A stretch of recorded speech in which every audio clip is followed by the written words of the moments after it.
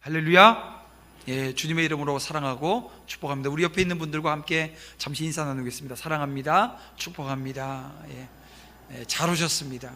하나님의 은혜가 오늘 우리 공동체 가운데 머무는데요, 그 은혜를 우리가 함께 나눌 수 있기를 바랍니다. 자, 우리가 함께 읽은 오늘 본문 말씀을 통해서 믿음으로 기다리는 자의 축복이라고 하는 제목으로 말씀 전할 때 하나님의 음성 함께 듣고 은혜 되는 그런 시간 되어지길 원합니다. 이제 다음 주에 마지막 이제 설교를 할 거예요. 마지막 이제 아브라함에 대한 마지막 설교인데요, 아쉽게도 오후 예배 시간에 나누게 되어집니다. 그러니까 여러분들 이 11번 설교 다 들었는데 12번째 설교 못 듣게 되어지면 끝까지 하는 사람이 잘하는 거고요, 끝까지 들을 때 은혜가 있습니다. 다음 주 오후 예배 때는 그런 은혜가 우리 가운데 넘치길 원해요. 그리고 이제 아브라함의 말씀을 이제 끝내면서 하나님은 오늘 우리 도남지회교회가 어떤 길을 가기를 원하시는가, 다윗의 길이죠. 그래서 다윗의 삶의 자리를 우리가 이제 다음 내년 1월 달부터는 우리 함께 살피기를 원합니다. 그 살피는 자리에 우리 모두가 서기를. 그래서 신년 그 특세부터 그 다윗의 자리를 우리가 함께 읽어나가면서 하나님 주시는 축복을 우리가 받아내기를 원합니다. 여러분, 오늘 우리는 여전히 이 코로나라고 하는 이 감염병으로 인해서 많은 부분에 심각한 변화들이 있었고요, 또 위기들이 있었습니다. 그 위기 중에 가장 큰 위기하게 되어지면 소통의 문제예요. 그러니까 막 마스크 쓰고 얘기하고 또 뭐 대면을 하지 못하는 시간이 길어지다 보니까 이 소통의 문제가 발생하더라는 것입니다. 그래서 많은 그 소통 전문가들이 이제는 기존에 했던 이 소통과 다른 소통을 해야 된다고, 새로운 소통이 필요하다고 이런 얘기를 해요. 그래서 저도 오늘 여러분들과 오늘 본문을 놓고 말씀 시작하면서 좀 다른 시작을 했으면 좋겠어요. 그래서 이런 질문으로 여러분들과 함께 말씀 나누길 원합니다. 여러분, 뭐 가로넣기 정도 되어지는데요, 인생이란 점점점점 뭐라고 여러분 거기에 가로를 넣겠습니까?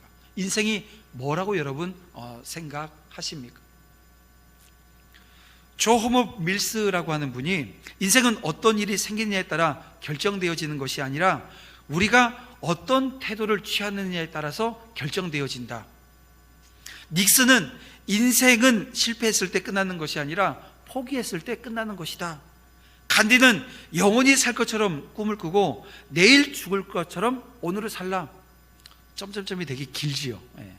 인생에 대해서 이야기하는데 이런 긴 정의들을 내려요. 근데 한국이 낳은 세계적인 철학자 최희준 씨가 이런 얘기를 했습니다. 인생은 나그네 길이라고요. 최희준 씨가 누군지 잘 모르셨나 봐요. 인생은 뭐 고난이다, 인생은 고독이다 등등 해서 여러 그 이야기들을 오늘 우리는 한다는 것입니다. 근데 한마디로 그 인생이 무엇인지에 대해서 답하라고 한다면 아마 여러분 안에 아마 답들이 이런저런 답들이 있을 거예요. 그래서 이런 생각을 해봤어요. 아브라함에게, 사라에게 할아버지, 할머니, 인생이 뭐예요?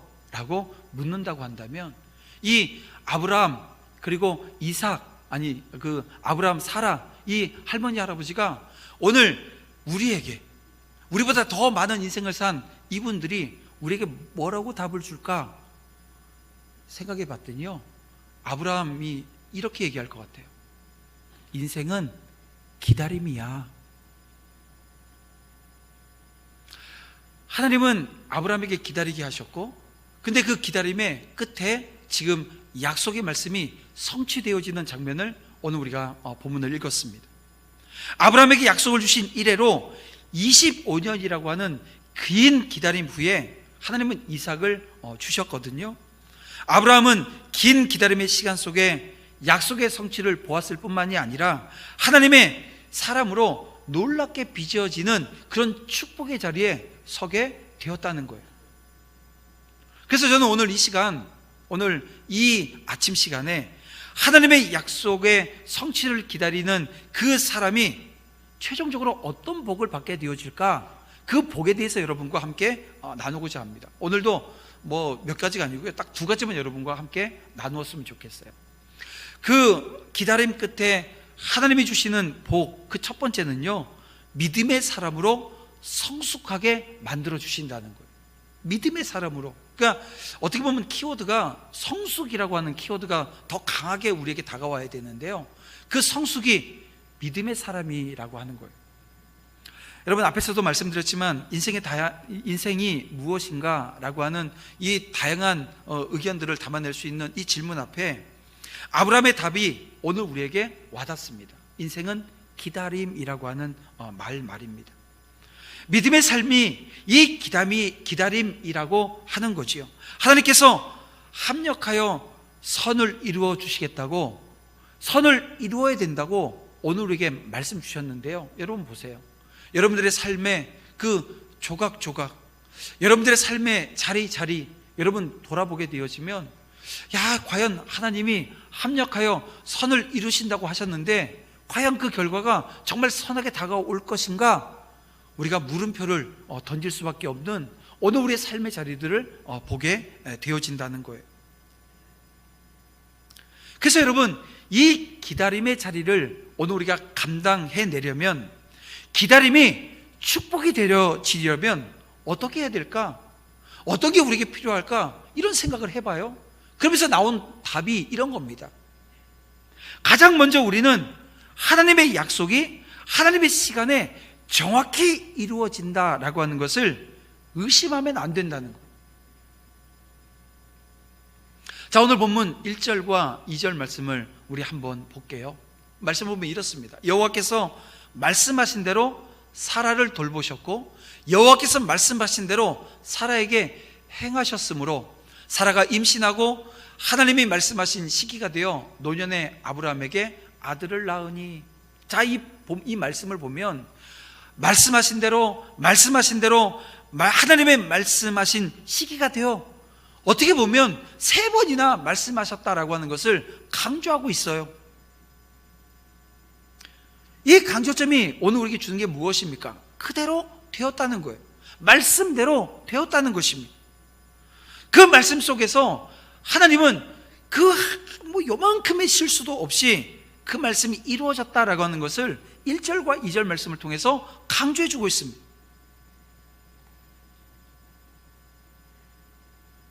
하나님께서 아브라함과 첫 만남이 있었던 그날, 하나님께서 아브라함에게 약속을 주시면서, 야, 내가 너를 열국의 아비가 되게 할 건데 너에게 아들 줄게. 100세가 되면 너에게 아들을 줄 거야. 25년 기다려. 만약에 하나님께서 그렇게 아브라함에게 말씀하셨다고 한다면, 여러분, 아브라함이 25년 기다렸을까요? 저는 지금 제가 51인데 내년이 되면 또 51이에요. 한 살 또 줄어서 젊어지는 내년 해가 되어진다 그래요. 근데 저에게 어쨌든 50살 되어지는 저에게, 51인 저에게 하나님이, 야, 25년 이후에 너 아들 줄 테니까 기다려, 만약 그러신다 그러면 저는 이렇게 대답하겠죠. No thank you. 감사하긴 한데요, 그건 아니죠. 이제 저 애가 이제 20을 넘었고 한 10년만 지나면, 그래서 저희가 손주가 저한테 안길 텐데, 저 손주하고 그냥 잘 살게요. 제가 그러지, 25년 뒤에 저한테 아들 주신다고, 저 아들 하나도 지금 버거운데, 하나님, 얘만 잘 키울게요. 제가 이러지 않겠냐는 거예요. 아니, 25년이라고 딱 단정해서 얘기하면 75세에 너 100세에 너 아들 줄게. 아니, 아브라함이 그 말씀 믿고 그 자리에 섰을까? 이런 생각을 해보면, 제 기준이긴 하지만요, 안 쓸 것 같아요. 안 기다릴 것 같아요. 그래서 이런 생각을 해봤어요. 하나님의 약속을 붙들고 하나님의 때를 정확히 알지 못하는 오늘 우리에게 이 기다림이라고 하는 게 필요한데, 이 기다림의 자리에서 정말 오늘 우리에게 필요한 게 뭘까?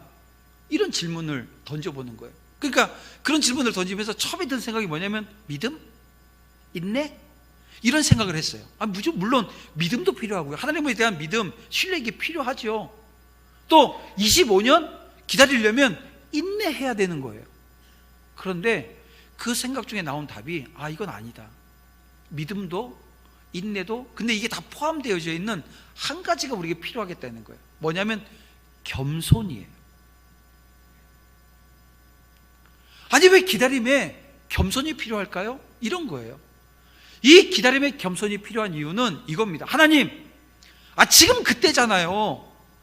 지금이 가장 좋은 때, 지금이 내게 가장 필요한 때고 내게 가장 정확하게 필요한 그 시기인데 지금 이루어져야 되는 거 아니에요?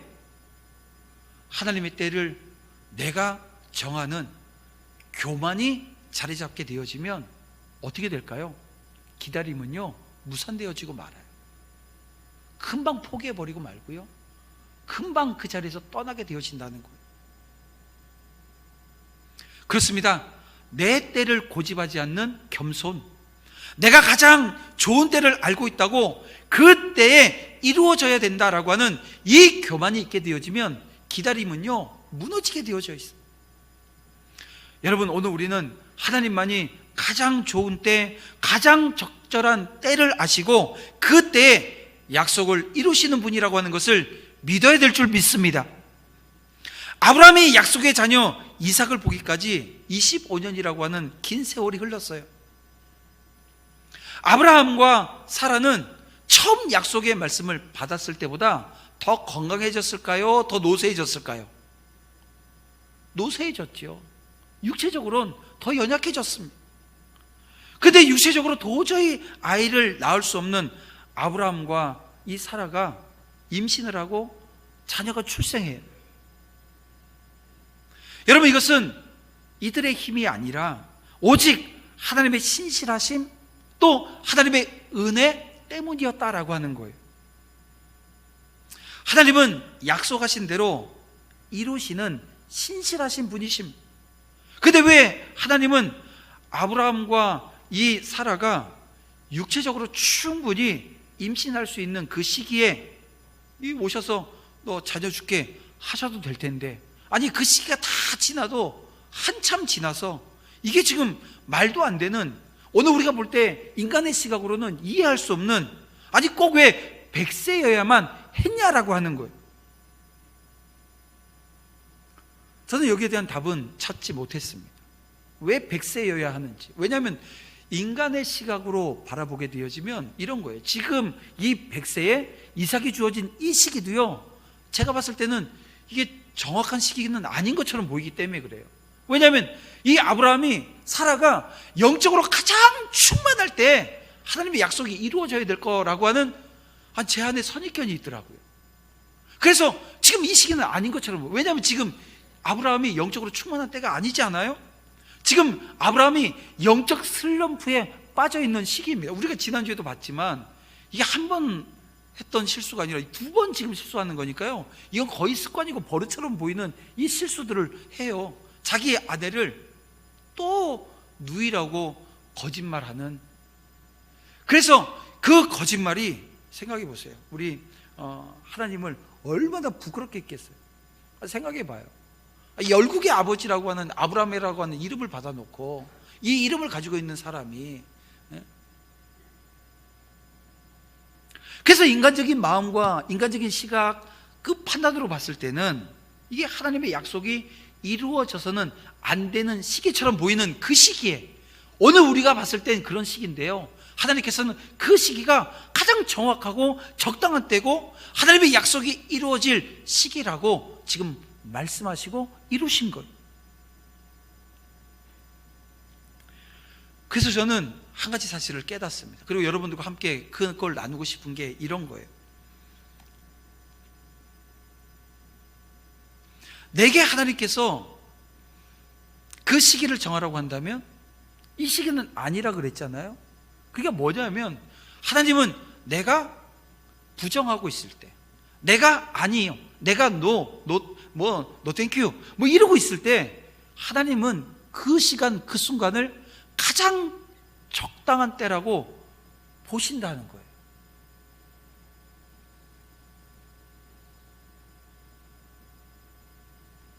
결국 하나님만이 적당한 시기, 적절한 시기를 아시는 분이라는 거죠. 그래서 내가 볼 때 하나님 왜 이렇게 지연되어지지요? 왜 하나님 답이 없으세요? 라고 하는 그것은 여러분, 하나님이 의도적으로 그 시기를 지연하고 있기에 오늘 우리는 어떻게 해요? 겸손히 수용할 수 있어야 되는 거예요. 하나님이 어쩔 수 없어서 지금 질질질질 끌고 가시는데 25년을 끌고 가셨어요? 아니, 지금 아브라함과 사라가 아이를 낳을 수 없는데 그 아이를 낳게 하기 위해서 25년 동안 이 지금 사라를, 이 아브라함을 고치시고 회복시키신 겁니까? 아니, 우리 하나님은요, 말씀 한마디로 천지를 창조하신 분이세요. 말씀 한마디면 되는 거예요. 이렇게 하신 데는 분명 하나님의 의도하신 바가 있지 않았겠습니까? 아마도 그들이 일찍 자녀를 보았다고 한다면 불가능을 가능케 하시는 하나님의 능력이요, 경험하지 못했을 거예요. 하나님은 아브라함과 사라가 하나님의 능력을 온전히 신뢰할 수 있는, 그 신뢰할 수 있는 바로 그때가 되기까지 기다리신 거예요. 하나님은 지금도 우리에게 하신 약속을 정한 때가 되기까지 기다리십니다. 미루시는 거죠. 그 기간을 통해서 하나님은 우리가 자신의 힘과 자신의 지혜를 의지하기보다도 하나님의 능력만을 온전히 신뢰하며 믿기를, 그 자리에 서기를 그렇게 빚어가고 계시는 것입니다. 그리고 마침내 때가 되어지면 하나님의 약속의 말씀이 성취되어지는 것을 오늘 우리가 보게 하실 거고, 오늘 본문에 있는 것처럼 기뻐하고 잔치를 배설해서 그것을 나눌 수 있는 은혜의 자리, 웃을 수 있는 자리에 서게 하실 것을 여러분 믿으시길 바랍니다. 그래서 우리 안에 여러분 부정적인 말이 없어야 돼요. 근데 사실 제가 목회를 해보고 또 지금까지 살아오면서 짧지만 그런 경험들을 많이 해요. 안 된다, 그거 지금 할 시기 아니다, 지금 상황을 봐라, 이런 얘기할 때 그냥 하나님 의지하고 밀어붙이게 되어지면 그게 기적이고 역사예요. 왜냐하면 인간적인 시각과 경험으로 안 된다고 할 때, 모든 사람이 아니 어떻게 이걸 할 수 있어, 이런 시기에 오늘 우리가 하나님 믿고 의지하고 하나님의 때를 바라보며 나아가게 되어지면 그때 다 일이 이루어지더라고요. 여러분, 우리가 살아가는 세상도 보세요. 제가 어릴 때 키트, 뭐 이렇게 전격 제트 작전 해가지고요, 사람이 운전하질 않아요. 차가 막 키트 하게 되면 뭐 차가 막 지가 와가지고 막 사람 태우고 가고 막 하는데요, 제가 초등학교 때 그거 보면서 에이, 저거 영화니까 저러지. 근데 지금 몇 년 지나지 않아 여러분 그 차 우리가 타게 될 겁니다. 사람들이 안 된다, 상상 속에 있었던 일들이 실제가 되어지는 그 모습이 오늘 우리가 살고 있는 이 시대에도 벌어지잖아요. 여러분, 부정적인 말을 듣고도 포기하지 않고 그 길을 갔을 때 놀라운 역사가 일어나는 거예요. 생각해 보세요. 하나님은 아브라함을 아브라함이라고 이름을 바꿔주셨어요. 그 이름의 뜻이 뭡니까? 열국의 아버지라고 하는 뜻입니다. 아브라함이 길을 가고 있었어요. 누가 옵니다. 이름이 뭐예요? 아브라함인데요, 오, 정말 대단한 이름을 가지셨군요. 열국의 아버지라니요. 그래서 자녀가 몇 명인데요? 한 명도 없는데요. 이 상황, 아브라함이라고 하는 이름을 받고 나서 계속 발생하지 않았겠어요? 사람을 만날 때마다 이름을 묻고 이름을 물을 때마다 자녀가 몇 명이라고 묻지 않겠냐는 거예요. 열국의 아버지라고 하는 이름을 가졌는데 한 명도 없는 거예요. 창피하고 비참하고 이 조롱받는 듯한 그런 느낌이 왜 없었겠어요? 그런데 그 상황에서 하나님은 모든 소망이 끊어진 그 상황에서 가장 놀라운 능력으로 아브라함과 함께 하셨고 베풀어 주셨다는 거예요. 아브라함과 사라는 우리가 가지고 있는 상식으로는 임신과 출산이 불가능한 조건을 가지고 있었습니다. 그런데 그런 그들에게 복을 주셔요. 그래서 믿음의 조상으로 세우십니다. 여러분, 그렇습니다. 하나님은 오직 하나님만을 의지하고 자신의 그 무능력을 절실히 깨닫고 그의 은혜만을 간절히 사모하는 그런 하나님의 자녀들에게 그것이 하나님의 은혜라고 하는 것을 알게 하시는 거예요. 그리고 우리에게 필요한 게 뭐라고요? 겸손이라고 말씀해 주시는 겁니다.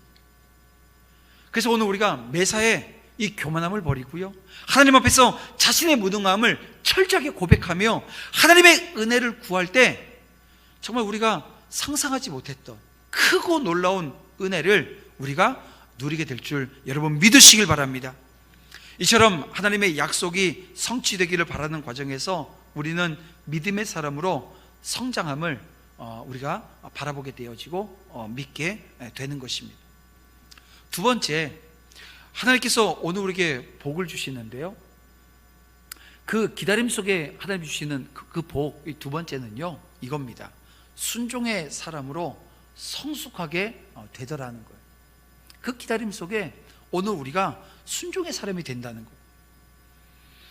아브라함은 아들이 태어나자 하나님이 가르쳐 주신 대로 그 아들의 이름을 이삭이라고 지었습니다. 그리고 출생한 지 8일 만에 하나님의 말씀대로 할례를 행했어요.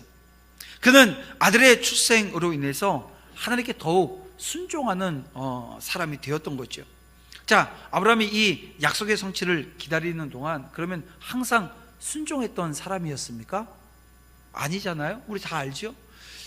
아브라함이 하란에 있을 때 하나님이 찾아가셔서 부르셔요. 내가 내게 지시할 땅으로 가. 그래서 순종해서 갔는데, 순종해서 간 그 자리에 순종만 했던 게 아니라 불순종을 하는 거예요. 이게 조금만 위험이 오면, 어려움이 오게 되면 인간적인 방법과 인간적인 계획 가운데 실행해 나가요.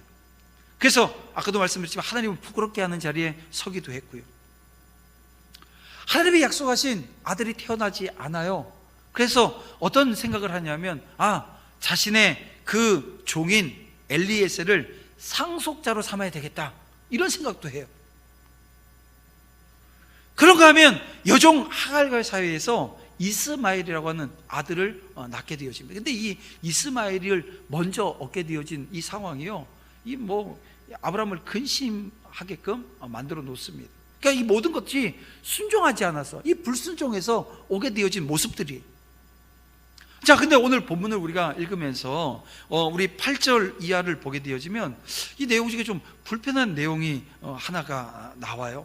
어떤 내용입니까? 하나님께서 이게 오늘 우리가 지금 우리 이 시대가 가지고 있는 그 정신 중에 하나는 약자를 돌보는 마음이에요. 그죠? 약자를 돌보는. 근데 오늘 본문에 보면 하나님이 약자 편이 아니라 강자 편에 서십니다. 그러니까 약자인 누구예요? 하갈과 이스마엘 편에 서야 되는데 그러지 않으시고 그 사라의 요구대로 해주라고 아브라함에 말씀하셔요. 불편해지지 않, 이 불편한 모습이, 우리가 봤을 때는 불편한 모습이에요. 그런데요, 보세요. 오늘 본문에 보면 8절 말씀을 보면, 그리고 9절 말씀을 보면 왜 하나님이 그렇게 말씀하셨는지에 대한 이유가 나옵니다. 자, 8절 먼저 보겠습니다. 아이가 자라매 젖을 때고 이삭이 젖을 때는 날에 아브라함이 큰 잔치를 베풀었더라. 여러분, 히브리 사람들이 아이의 젖을 때는 그 시기가 한 3살 정도 되어지면, 3년 정도 되어지면 뗀다는 거예요. 그러니까 지금 이삭의 나이가 몇 살이에요? 3살 정도로 추정할 수 있습니다. 근데 9절 말씀을 보면 사라가 본즉 아브라함의 아들 애굽 여인 하갈의 아들이 이삭을 놀리는지라 라고 되어 있습니다.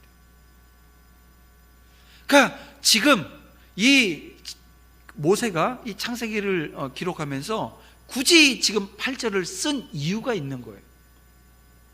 그리고 지금 이스마엘이 이삭을 놀린 시기, 그 시기가 중요해요. 이삭이 3살이면 이스마엘은 몇 살이었을까요? 16, 17, 우리로 치면 17, 18살 되는 거예요. 고등학교 한 2학년 정도 되는 아이입니다. 고등학교 한 2학년 되는 아이가 3살짜리 아이를 놓고 비웃어요.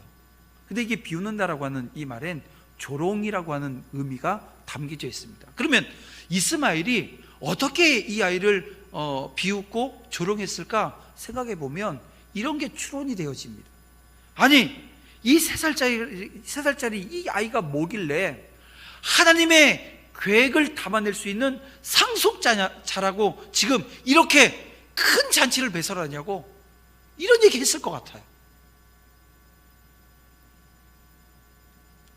왜 하나님께서 사라의 손을 들어줬을까? 여기에 대한 답이 8절 9절을 읽으면서 그 답을 얻게 되어집니다.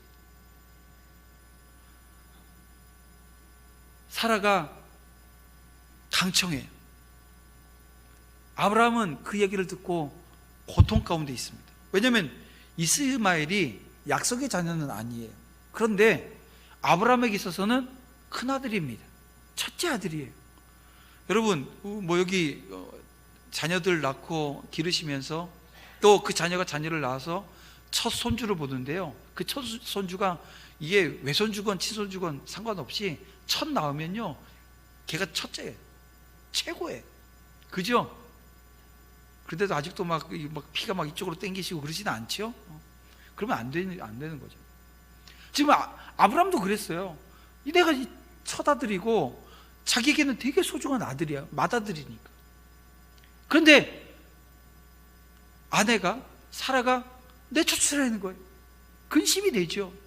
근데 하나님께서 그 이스마엘의 심중에 있는 생각, 그래서 나타난 그 모습을 놓고 결정해 주신 거예요. 너 근심하지 마. 축복해 줄게. 내보내.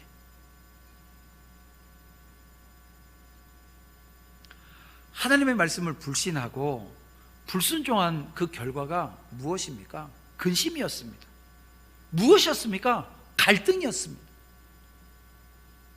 여러분, 때로 하나님의 약속이 더디 이루어지는 그 상황을 마주하면 우리는 아브라함처럼 하나님의 뜻과 상반되어지는 인간적인 방법을 따르려고 하는 유혹을 받게 되어져요. 그러나 하나님의 약속을, 그 때를 기다리지 않고 우리의 지혜와 우리의 판단으로 성급하게 행하게 되어지면, 여러분, 오늘 우리는 더 큰 고통, 더 큰 근심 겪을 수 있다는 것입니다. 그래서 하나님의 뜻을 기다리고 그 뜻에 기꺼이 순종하는 것만이, 여러분, 오늘 우리 인생에 찾아와 있는 많은 문제들이요, 이거 해결할 수 있는 첩경이라고 하는 것을 여러분 기억하시길 바랍니다. 잊지 마세요. 이처럼 온전히 순종하지 못했던 아브라함이 긴 세월 동안 이 믿음의 여정을 거치면서 여러분 자신을 돌보시는 하나님을 경험했습니다.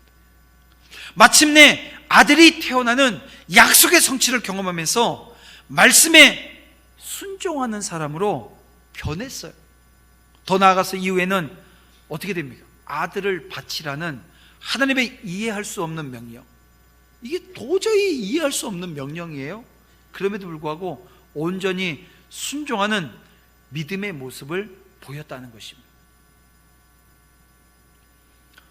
하나님은 지금도 저와 여러분이 삶 가운데 정말 고통스럽게 지금 기다리고 있는 그 고통의 자리, 헛되지 않게 하실 것을 믿으시길 바랍니다. 하나님이 이 시간을 통해서 우리를 아브라함 같은 그 순종의 사람으로 빚어가실 것을 여러분 믿으시길 바랍니다. 말씀을 정리해 보겠습니다. 조급한 우리는 약속의 성취를 바라보고 기다리는 일을 힘들어해요. 때로는 인간적인 지혜, 인간적인 방법으로 해결하려고 하는 유혹도 받아요. 하지만 하나님은 기다림의 시간을 통해서 오늘 우리의 믿음과 우리가 그 순종하는 그 자리에 서기를, 그래서 믿음의 사람, 순종의 사람으로 빚어가고 계시는 거예요. 여러분, 나를 지금 어떻게 빚어가고 계시는가? 이 시간 하나님의 손길이, 성령께서 여러분들을 다시 한번 조명해 주시고 하나님께서 만져주시고 임재해 주셔서 헤아림을 받는 은혜가 있기를 원합니다. 한 사람도 빠지지 않고 성령께서 오늘 여러분들을 만져주시는 은혜가 있기를 원해요. 그래서 날마다 하나님의 약속을 기다리고 우리를 성숙해 하실 그 하나님을 기대하는 자리에 설 수 있기를 주님의 이름으로 축원함을 드립니다. 기다림, 그 기다림이 기대가 되어지는 은혜가 넘쳐나기를 주님의 이름으로 다시 한번 축원하면서 말씀을 마치도록 하겠습니다.